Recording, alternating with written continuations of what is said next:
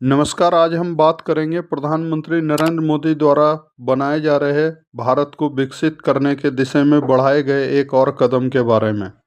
भारत ने फ्रांस के साथ 114 राफेल लड़ाकू विमानों का सौदा 3,25,000 करोड़ में किया है। 17 फरवरी से फ्रांस के राष्ट्रपति इमैनुअल मैक्रा की 3 दिन की भारत यात्रा शुरू हो रही है। इसी दौरान इस डील पर मुहर लगेगी। इन 114 में से 24 विमान सुपर राफेल होंगे, जिन्हें फ्रांस की विमान निर्माता कंपनी दसा एविएशन F5 के नाम से बना रही है। अभी वायुसेना के पास F3 राफेल हैं, जो 4.5 जनरेशन के लड़ाकू विमान हैं। इनमें स्टेल्थ क्षमता और परमाणु हथियार दागने की शक्ति है, लेकिन नए विमान F4 पीढ़ी के हैं, इसलिए इन्हें 5वीं जनरेशन का विमान कहा जा रहा है। यूरोपीय मानकों के हिसाब से F5 राफेल असल में 6ठी पीढ़ी के जेट होंगे। फ्रांस के बाद इस तरह के सबसे बेहतर विमान भारतीय वायुसेना के पास होंगे। F5 अभी विकास के चरण में है। F4 की आपूर्ति 2028-29 से शुरू हो जाएगी। 2030 के बाद जो भी विमान मिलेंगे वो F5 श्रेणी के सुपर राफेल होंगे। F35 और सुखोई 57 से बेहतर होंगे सुपर राफेल।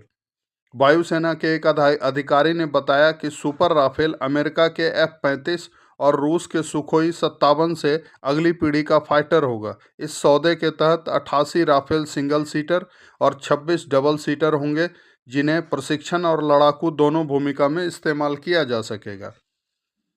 इसमें सबसे बड़ी बात यह है कि 114 में से 96 राफेल भारत में बनेंगे। दसा एविएशन से 18 विमान उड़ने के लिए तैयार स्थिति में मिलेंगे, बाकी 96 भारत में बनेंगे।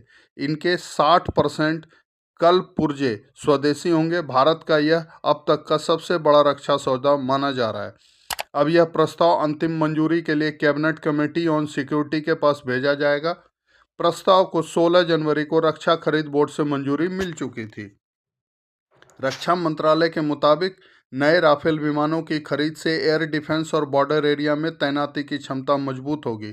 रक्षा मंत्रालय के मुताबिक राजनाथ सिंह की अध्यक्षता वाली कमेटी ने नेवी के लिए 6 अमेरिकी Boeing P-8 surveillance aircraft, combat मिसाइलों और airship based high altitude pseudo satellites के प्रपोजल को भी मंजूरी दी है। इन सभी सौदों की कुल कीमत 3,60,000 करोड़ रुपए बताई जा रही है। सेना एंटी टैंक माइंस, नौसेना टोही विमान भी खरीदेगी।